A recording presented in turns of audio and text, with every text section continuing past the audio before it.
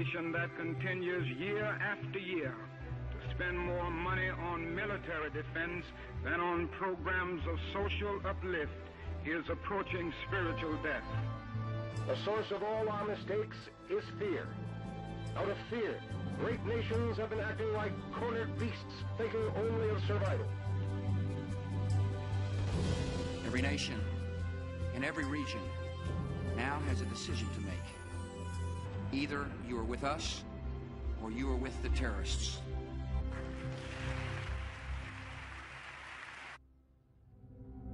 For most Americans, 9/11 was a terrible tragedy.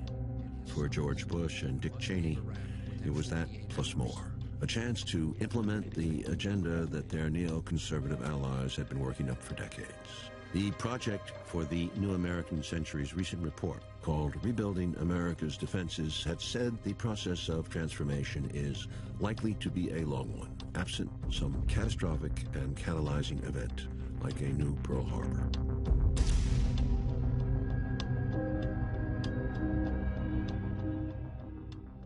Al-Qaeda, in their mind, had given us Pearl Harbor. And within minutes of the attack, the Bush team leapt into action. With Bush in Florida, Vice President Cheney and his legal counsel, David Addington, took charge, arguing that the president, as a wartime commander-in-chief, could act virtually unfettered by legal constraints. On September 12th, already looking past Al-Qaeda's Osama bin Laden group in Afghanistan, Bush, back in Washington, instructed counterterrorism chief Richard Clarke, "See if Saddam did this. See if he's linked in any way." It was Iraq, Saddam, find out, get back to me. And the reaction you got that day from the defense secretary, Donald Rumsfeld, from his assistant, Paul Wolfowitz? Well, Donald Rumsfeld said, when we talked about bombing the Al-Qaeda infrastructure in Afghanistan, he said there were no good targets in Afghanistan. Let's bomb Iraq. And we said, but Iraq had nothing to do with this. And that didn't seem to make much difference. Donald Rumsfeld had already, on September 11, ordered strike plans for Iraq. Go massive, he said. Sweep it all up, things related and not. Within a matter of days, Bush announced before a joint session of Congress that the United States was embarking on a global war. From this day forward, any nation that continues to harbor or support terrorism will be regarded by the United States as a hostile regime. At home, 1,200 men were quickly arrested and detained. Another 8,000 sought for interrogation, mostly Muslims. Bush rushed a 362-page USA Patriot Act through Congress. Senators had no time to read the bill, let alone debate it. Only Senator Russ Feingold of Wisconsin voted against it, insisting, "Preserving our freedom is one of the main reasons that we are now engaged in this new war on terrorism. We will lose that war without firing a shot if we sacrifice the liberties of the American people." Bush cloaked White House deliberations in an unprecedented veil of secrecy and in 2002 empowered the National Security Agency to conduct warrantless wiretaps and monitor U.S. citizens' emails on a massive scale. Eyes and ears in every room. In violation of legal reviews required by legislation passed in 1978 in reaction to intelligence abuses of the previous decades. The administration barraged the public with constant alerts, heightened security, and a 5-tier system of color-coded warnings. The system was at times being politically manipulated by Rumsfeld and Attorney General John Ashcroft. And in 2005, Tom Ridge, under pressure, felt compelled to resign. Potential terror targets jumped from 160 sites in 2003 to over 300,000 in the next 4 years. Amazingly, Indiana led all states with 8,600 potential targets by 2006. The national database included petting zoos, donut shops, popcorn stands, ice cream parlors, and the Mule Day Parade in Columbia, Tennessee. The unreality of the time continued to heighten. At the start of World War II, Franklin Roosevelt warned, "War costs money. That means taxes and bonds and taxes. It means cutting luxuries and other non-essentials." Bush, instead, cut taxes on the wealthy and told Americans, "Fly and enjoy America's great destination spots. Take your families and enjoy life." Ironically, it was arch-Cold Warrior Zbigniew Brzezinski who, in 2007, decried Bush's 5 years of almost continuous national brainwashing. Where is the U.S. leader ready to say, enough of this hysteria? Stop this paranoia. Even in the face of future terrorist attacks, the likelihood of which cannot be denied. Let us show some sense. Let us be true to our traditions. Terrorism, he stressed repeatedly, was a tactic, not an ideology, and declaring war on a tactic made absolutely no sense. We must stop the terror. I call upon all nations to do everything they can to stop these terrorist killers. Thank you. Now watch this drive. But the real weight of Bush's global crusade would be felt abroad. Less than a month after the terrorist attacks, the U.S. invaded Afghanistan, ostensibly to destroy some of the same Islamic fanatics the U.S. had helped arm and train to defeat the Soviets 2 decades earlier. Critics of the war would point out later that no Afghans were among the 19 9/11 hijackers, 15 of whom were Saudi, and that U.S. bungling allowed Osama bin Laden and other al-Qaeda leaders to escape into Pakistan in early December. The CIA did round up thousands of suspects in Afghanistan and beyond. Although the U.S. had always considered its humane treatment of prisoners of war a sign of its moral superiority, the Bush administration branded detainees as unlawful enemy combatants, waived the battlefield hearings required, and placed them outside the conventions of treatment mandated by the Geneva Convention of 1949. When foreign governments criticized his position, Bush backed down on the Taliban suspects but refused to change his policy for the al-Qaeda fighters. Bush said, I don't care what the international lawyers say. We're going to kick some ass. The U.S. flew an unknown number of detainees to secret black sites around the world in such places as Thailand, Poland, Romania, and Morocco, where torture and other harsh interrogation techniques were implemented. Hundreds of others were imprisoned at the U.S. naval station at Guantanamo Bay, Cuba. At its peak in May 2003, the prison held roughly 680 men aged 13 to 98. 5% of these were captured by U.S. troops. More than 80% were turned over, often for cash rewards, by a combination of Afghan warlord militias and both Afghan and Pakistani bounty hunters. Government sources showed that only 8% were al-Qaeda fighters. 600 have been released. 6 convicted, and according to the government, 9 have died, most from suicide. As of 2012, 166 men from more than 20 countries remain in Guantanamo. The Bush administration encouraged the CIA to employ 10 enhanced interrogation methods that were the product of decades of research into torture, honed by allies in foreign countries.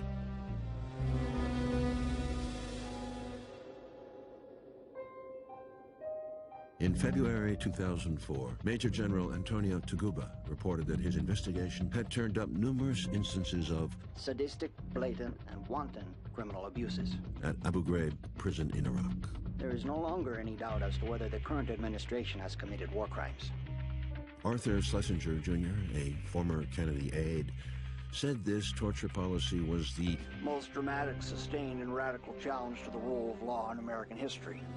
No position taken has done more damage to the American reputation in the world, ever.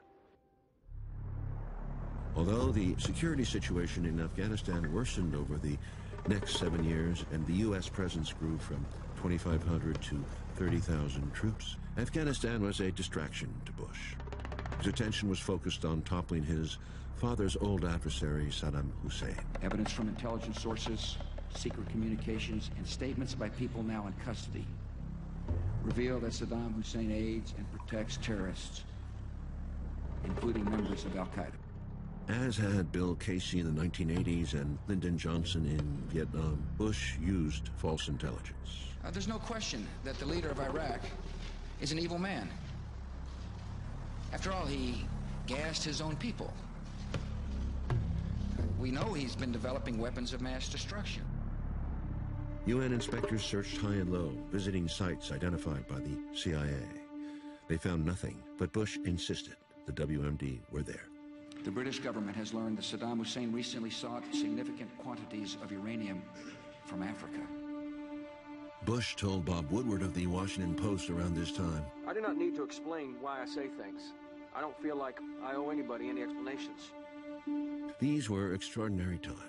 words took on new meanings, fulfilling George Orwell's prophecies of doublespeak in his novel 1984. First they steal the words, then they steal the meaning. Words like axis of evil, war against terror, regime change, simulated drowning, preventive war. Civilians killed were now collateral damage. CIA kidnappings were now extraordinary renditions. And that most patriotic concept, the homeland, grew into a gargantuan new federal agency as labyrinthine as the Pentagon. The French philosopher Voltaire in the 18th century observed, "Those who can make you believe absurdities can make you commit atrocities." The descent into unreality was dizzy. Black Hawk Down, another popular Oscar-nominated film, appeared in late 2001, glorifying American heroism and technology in 1990s Somalia.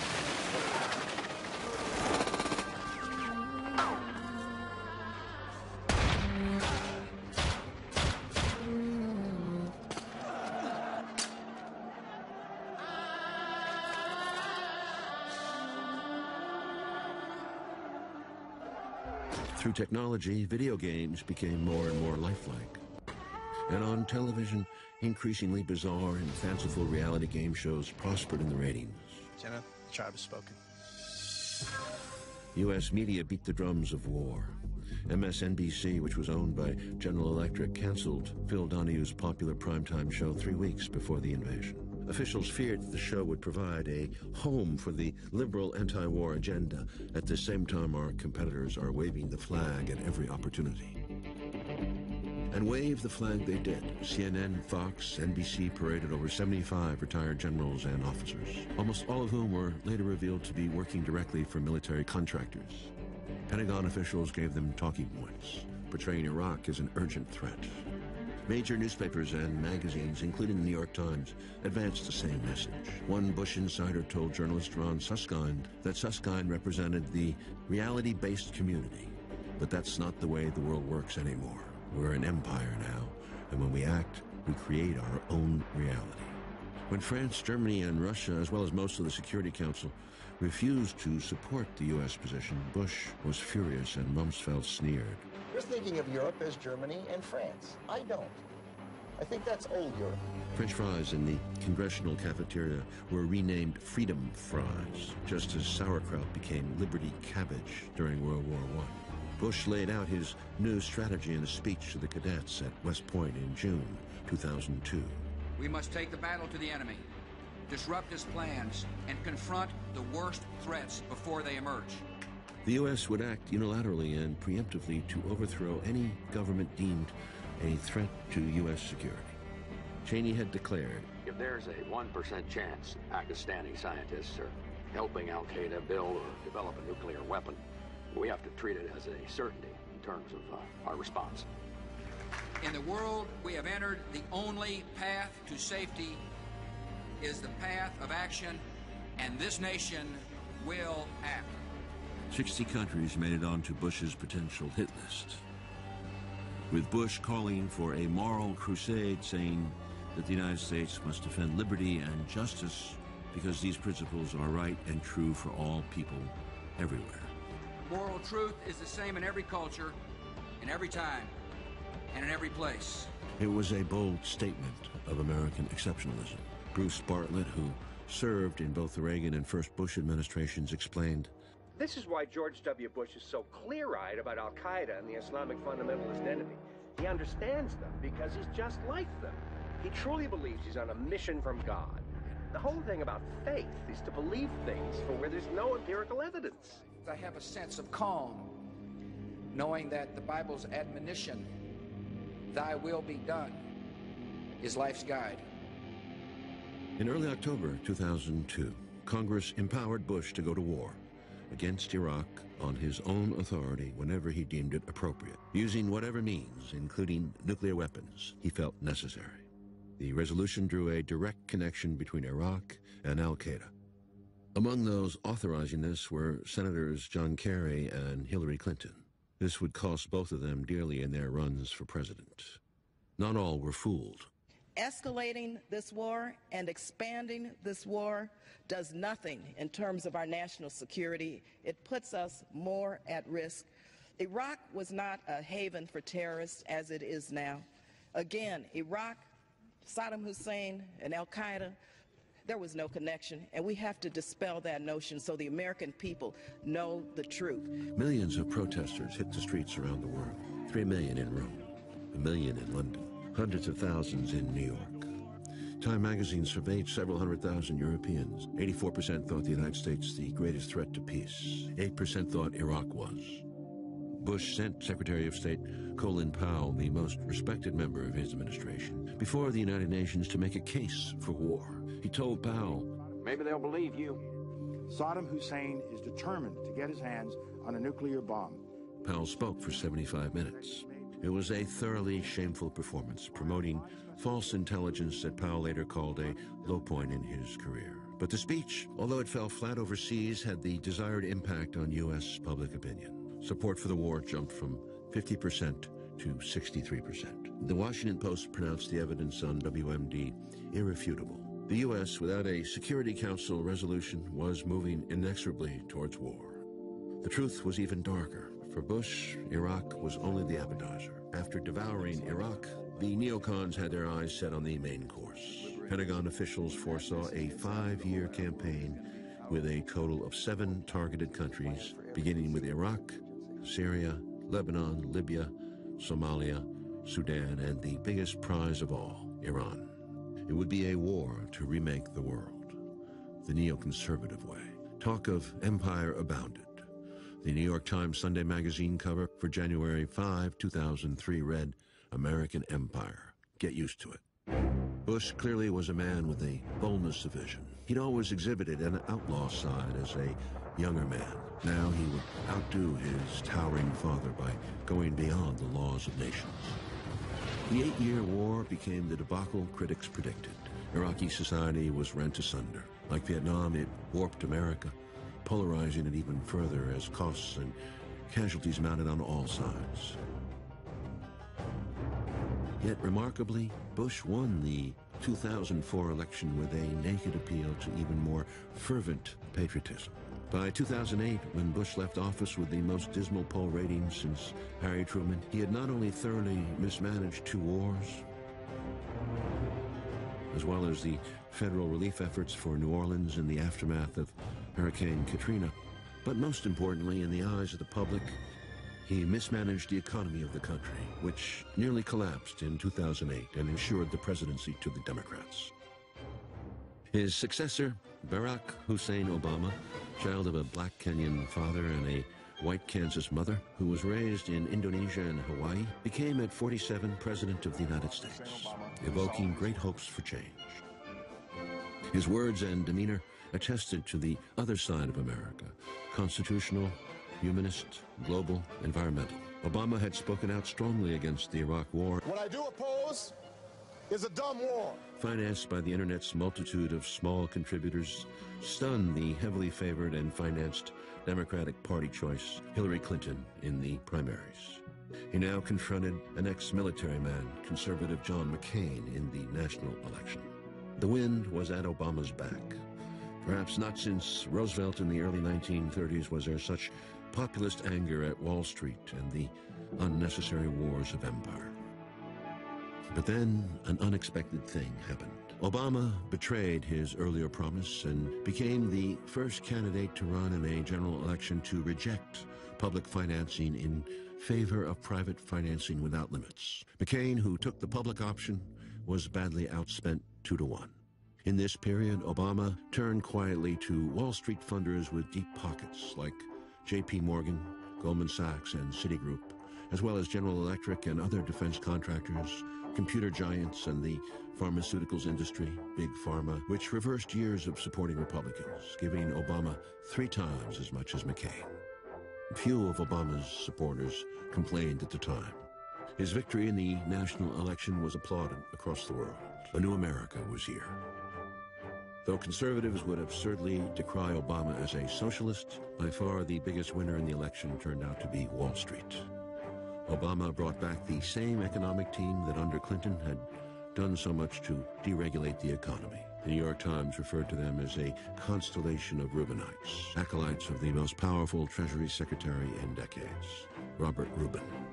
After nearly wrecking the world economy with spectacular innovations in leveraging and speculation, several giant banks, insurance companies, and mortgage lenders, prophesying the collapse of the world's economy if they went under, they were, in other words, too big to fail, eagerly accepted a $700 billion bailout on remarkably easy terms. In addition, the Federal Reserve Board cut the interest rate for banks to 0%. It became almost unpatriotic at the time to question the rightness of these financial rescues.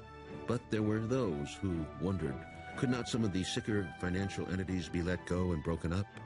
Could not these giants be confronted with the real market value of their toxic assets? The public wanted revenge. It was a classic Depression backroom moment, as illustrated by Frank Capra. You sit there back of your big cigars and think of deliberately killing an idea that's made millions of people a little bit happier. An idea that's brought thousands of them here from all over the country, by bus and by freight and jalopies and on foot, so they can pass on to each other their own simple little experiences.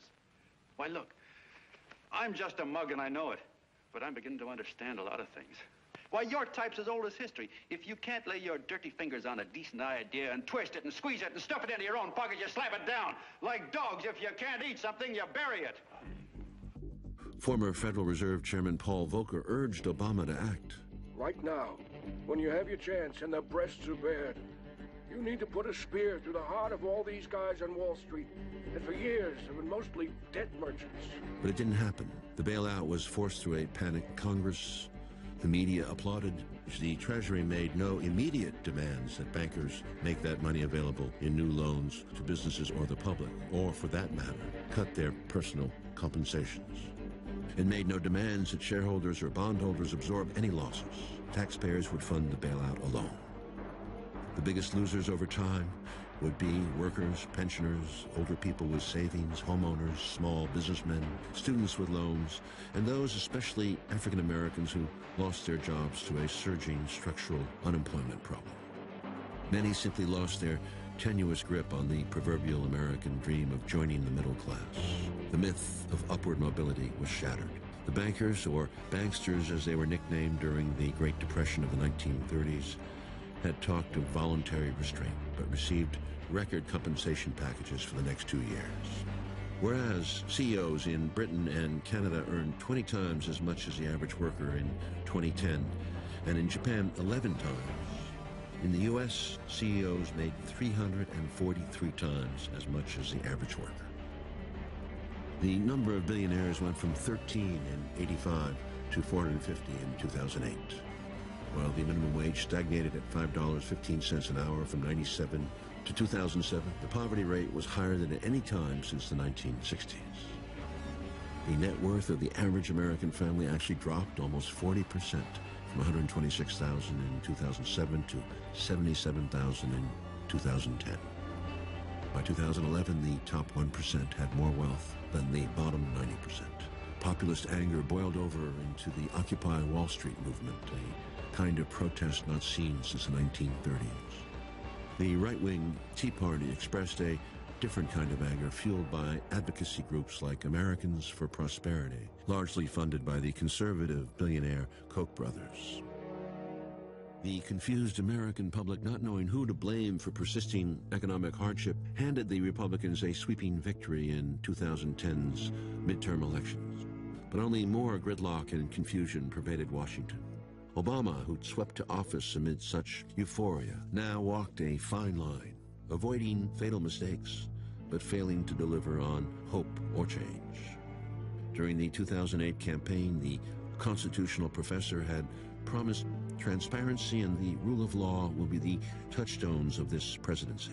Yet, in office, he refused to relinquish the expanded powers usurped by the Bush administration. As a passive population continued to consent to being stripped in front of airport screeners, permit eavesdropping on their communications, and pay for vast new security programs. It did not make political sense for Obama to ease this heightened state of alert in the risk that a single terrorist incident would certainly result in renewed media hysteria and a Republican "I told you so" firestorm. that could cost him his presidency. Ever in the middle of all this coming at you think maybe one term is enough? The one thing I'm clear about is that I'd rather be a really good one-term president than a mediocre two-term president. Instead of fighting for transparency, however, Obama became a far more effective manager of the national security state.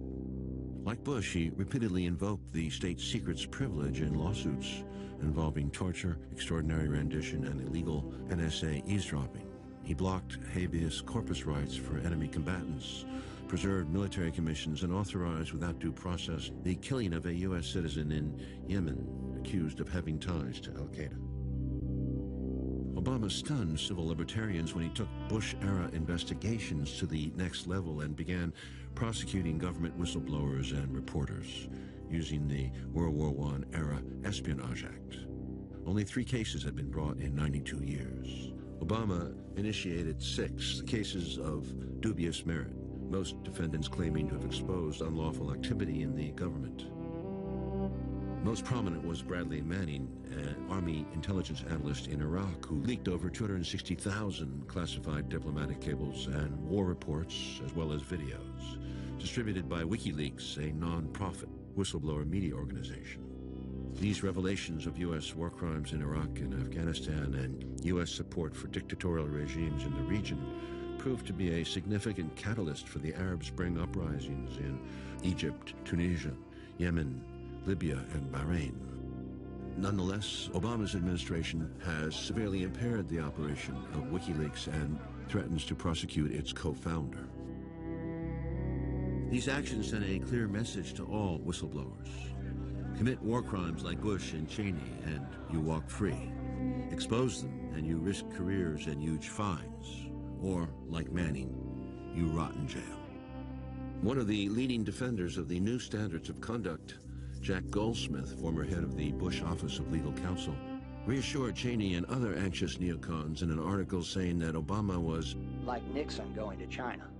The changes he had made are destined to fortify the bulk of the Bush program for the long run. This was a new shadow world. In 2010, the Washington Post called it an alternative geography of the United States, a top-secret America hidden from public view. Almost 1.5 million people had top-security clearances. More than 3,000 government and private security corporations existed. 1.7 billion emails and communications were intercepted and stored every day by the National Security Agency.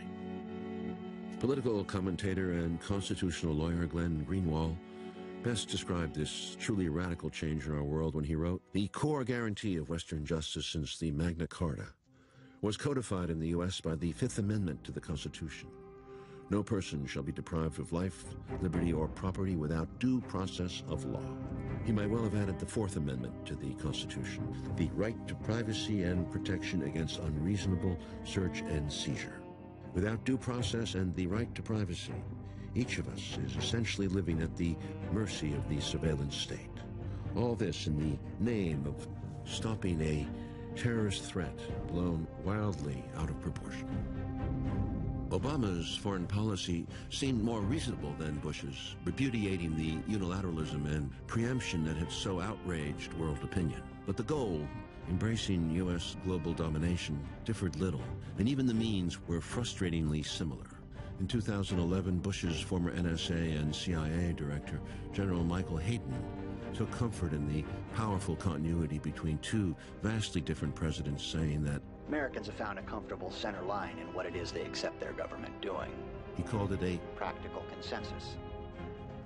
His own experience in foreign affairs limited, Obama surrounded himself with hawkish advisors. Among them, Bush holdover Secretary of Defense Robert Gates, a hardliner from the Bill Casey CIA era of the 80s.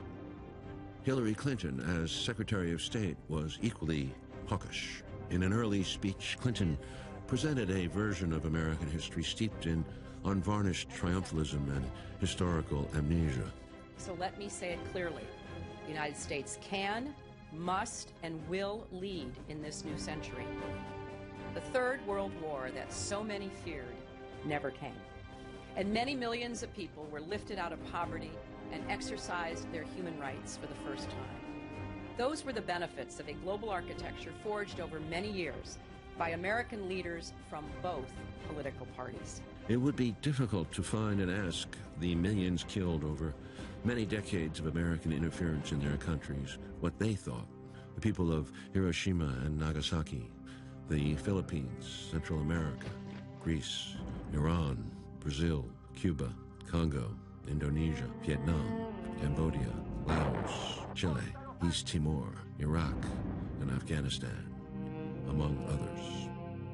In Afghanistan, Obama, calling it a war of necessity, doubled down on Bush. Pressured in late 2009 into sending more troops, he wavered. He was told by a military advisor, "I don't see how you can defy your military chain here," meaning that his high command might resign in protest. CIA Director Leon Panetta told him, "No Democratic president can go against military advice, especially if he asks for it. So just do it," he recommended.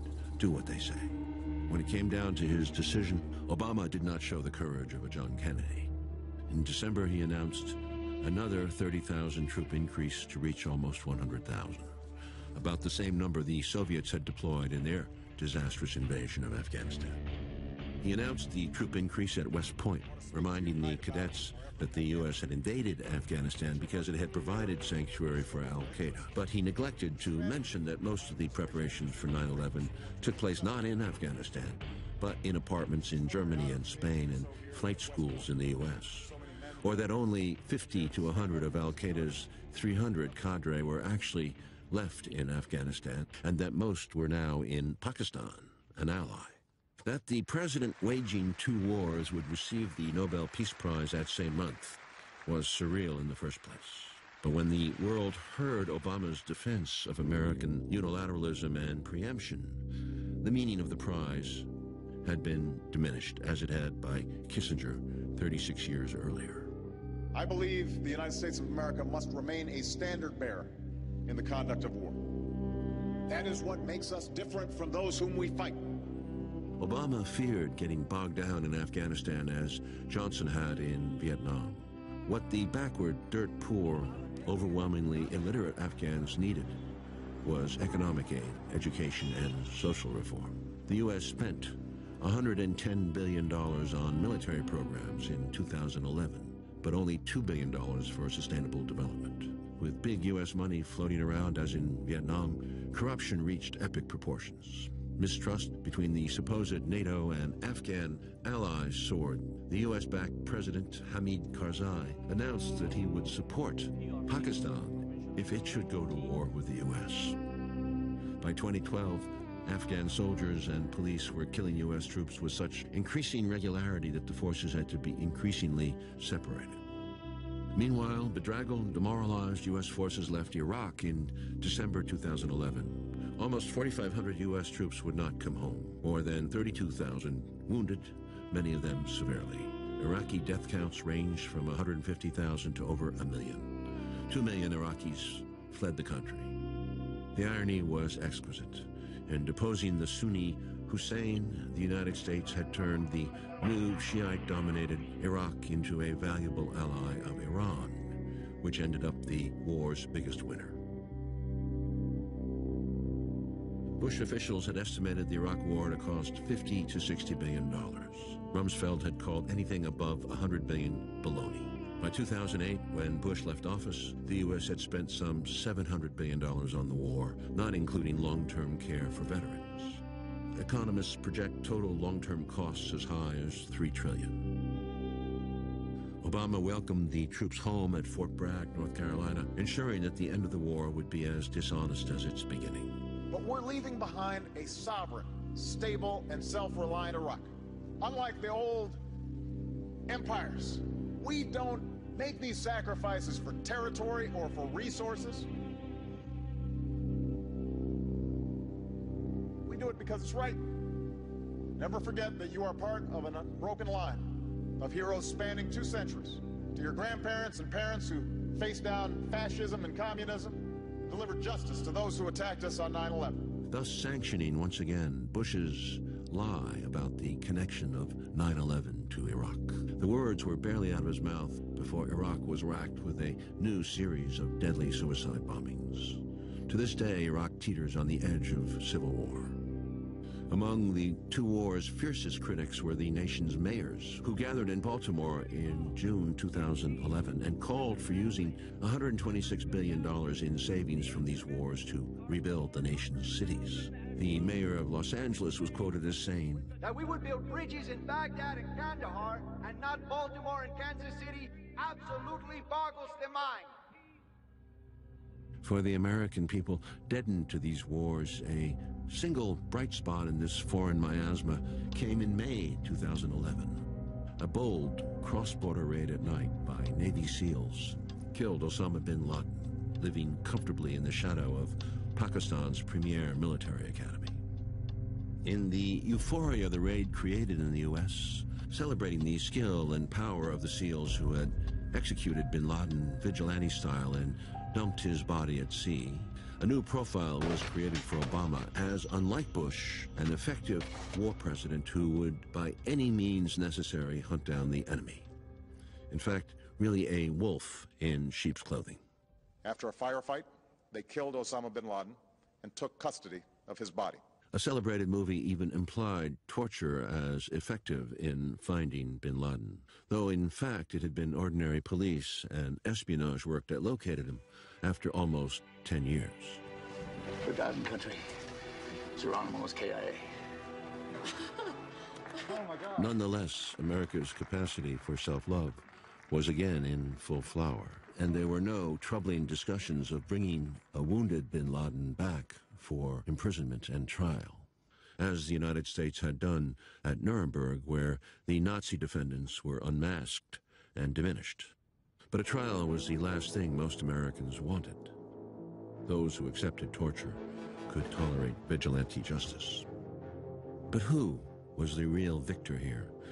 After estimated trillions of dollars spent, 2 wars, hundreds of thousands of dead worldwide, an endless war on terror, the loss of civil liberties and confidence in one presidency, and the near collapse of the empire's financial structure along with it, it can be said by a neutral observer that at the least the U.S. had won a Pyrrhic victory in which its losses had made victory pointless.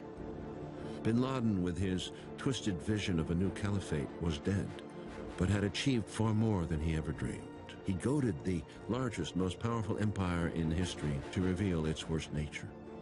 And like the Wizard of Oz, it didn't look so great and mighty.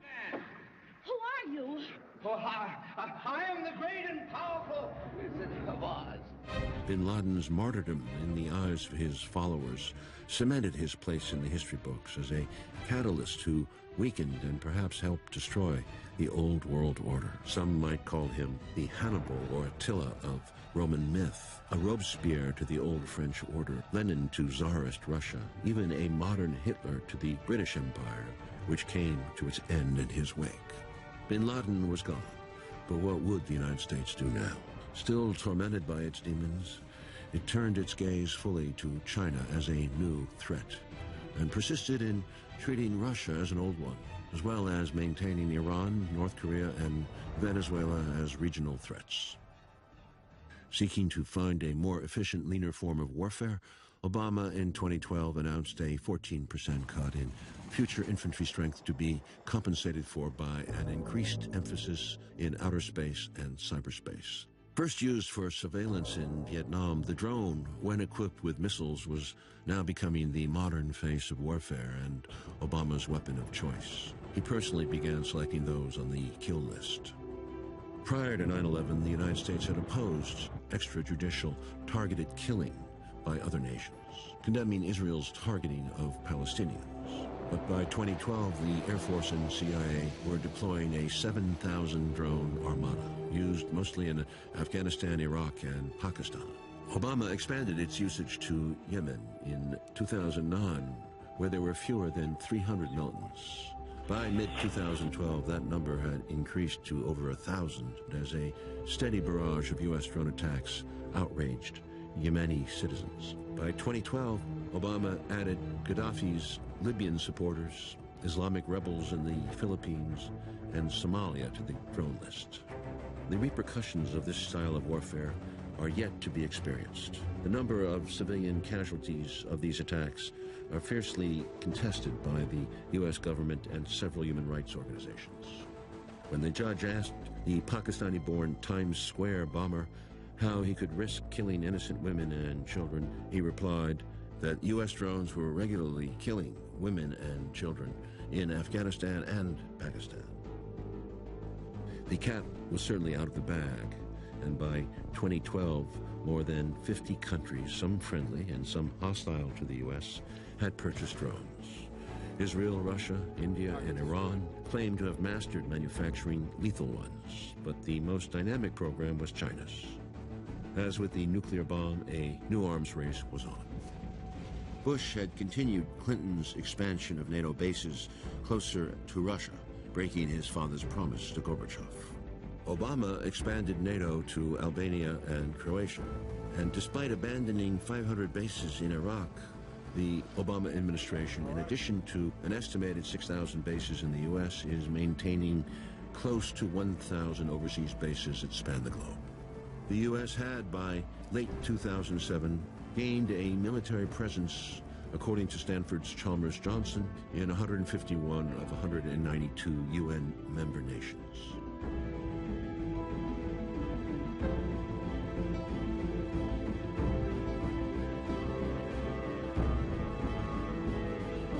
In 2008, AFRICOM, based in Germany, was added as a sixth command responsible for growing U.S. military presence in Africa.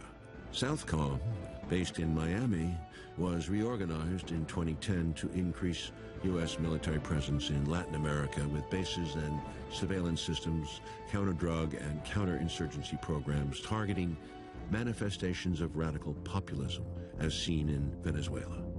The Fourth Fleet was reactivated in 2008 for the first time since World War II.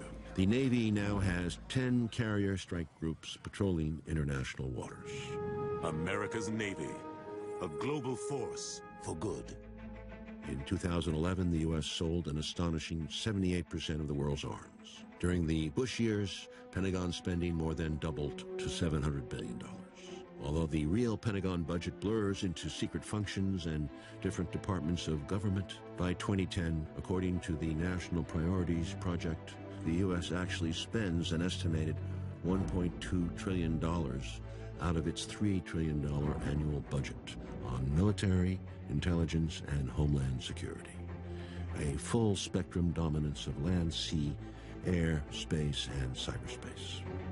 In November 2011, Secretary of State Clinton threw down the gauntlet on China, writing, "As the war in Iraq winds down and America begins to withdraw its forces from Afghanistan, the United States stands at a pivot point." Calling this America's Pacific Century, she meant a substantially increased military involvement in the Asia-Pacific region to contain China. Beginning with the Opium Wars in the 19th century, China has been humiliated time and again by stronger foes, Britain, Japan, Russia. It fought the U.S. to a standoff in Korea in the early 1950s. China is a proud nation, the world's second largest economy, a hybrid. Part state-owned, part capitalist, it has replaced the U.S. as Asia's main trading partner. But in 1996, Chinese leaders were humiliated again by U.S. nuclear missile rattling during another confrontation over Taiwan.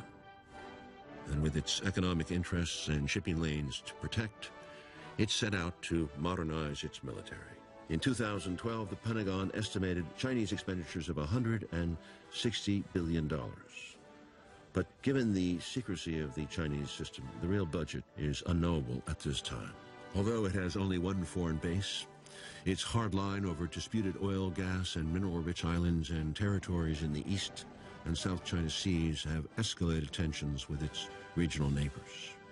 Internally, the government, communist in name only, remains politically backward, determined at any cost to modernize, and brutally willing to stifle dissent where its one-party rule has been questioned.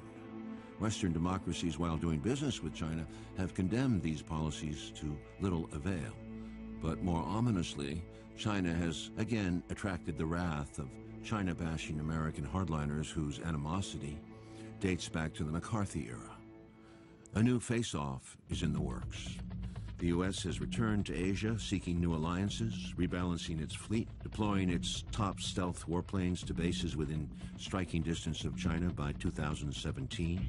It has strengthened military alliances with China's neighbors, particularly Japan, South Korea, Taiwan, and the Philippines, sending 2,500 Marines to Australia, the first long-term troop increase in Asia since Vietnam.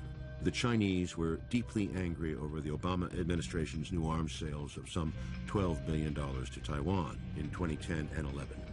They have accused the U.S. of seeking to encircle them. The fear of the U.S. by others cannot be underestimated. As the late conservative political scientist Samuel Huntington acknowledged in 1996. The West won the war not by the superiority of its ideas, or values, or religion, but rather by its superiority in the application of organized violence. Westerners often forget this fact. Non-Westerners never do. Progressive China experts fear the U.S. is once again employing Truman's 1946 playbook with the Soviet Union in an attempt to contain China. The same situation exists once again with Western revulsion for China's internal policies.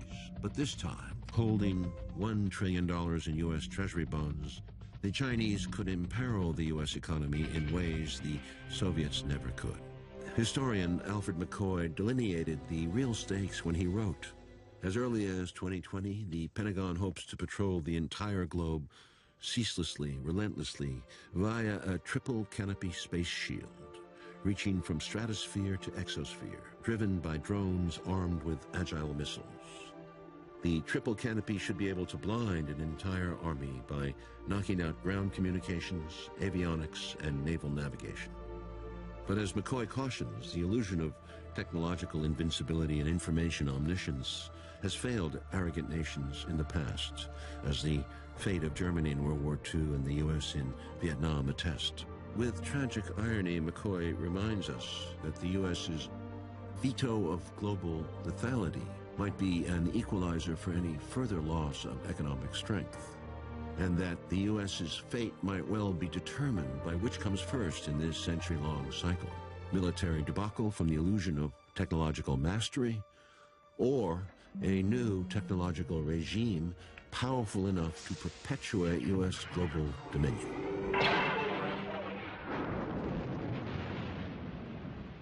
But as a popular series of Star Wars movies shows, a nation dominating the world with its technology will soon become a tyranny that will be hated by those who are tyrannized. China may become the first new empire to emerge in this nuclear-armed world, but an empire modeled on the U.S. or British versions would be a disaster. Great Han chauvinism would be no better than American exceptionalism. Former defense official Joseph Nye observed that the dominant powers' failure to integrate the rising powers of Germany and Japan into the 20th century global system resulted in 2 catastrophic world wars. History must not be allowed to repeat itself again. The Chinese must shun the American example, and the U.S. must reverse course. Henry Wallace worried that if the U.S. treated the Soviets so badly when the U.S. was riding high economically and militarily, how would the Soviets treat the U.S. when and if the situation was reversed? It never happened, but this race to the bottom, he understood, would have no winner. As we close out this series, we must ask ourselves humbly, in looking back at the American century, have we acted wisely and humanely in our relations to the rest of the world? A world in which the richest few hundred or 1,000 or a couple thousand have more wealth than the poorest 3 billion? Have we been right to police the globe? Have we been a force for good, for understanding, for peace? We must look in the mirror. Have we perhaps in our self-love become the angels of our own despair? The claims of victory in the Second World War and justification for the atomic bomb dropped on Japan, though aimed at the Soviet Union, were the founding myths of our domination and national security state, and the nation's elites have benefited from that. The bomb has allowed us to win by any means necessary, which makes us, because we win, right, and because we are right, we are therefore good. Under these conditions, there is no morality but our own. As Secretary of State Madeleine Albright said, "But if we have to use force, it is because we are America. We are the indispensable nation. Because we can and have threatened humanity with a bomb, our mistakes are forgiven, and our cruelties justified as benignly motivated aberrations." But domination doesn't last. 5 major empires have collapsed in the lifetime of a person born before World War II. Britain, France, Germany, Japan, and the Soviet Union. 3 more empires earlier in the 20th century: the Russian, Austro-Hungarian, and Ottoman.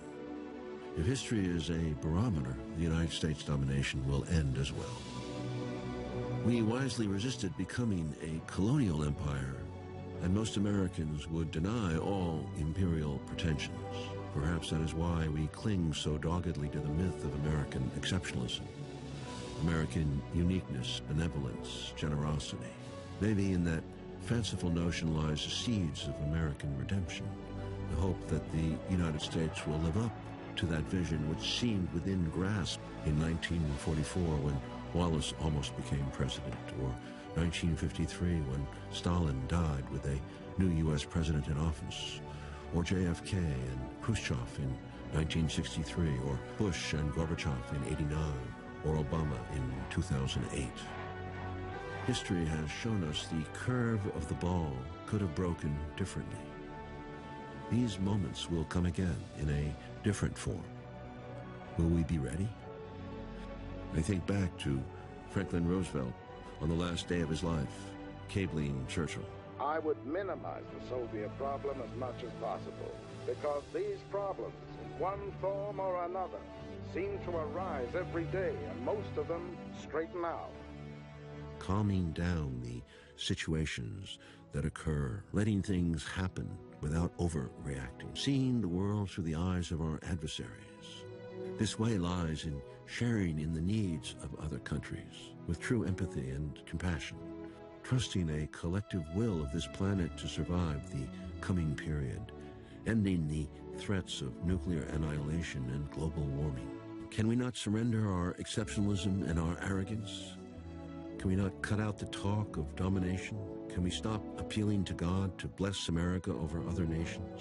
Hardliners and nationalists will object, but theirs has proven not to be the way.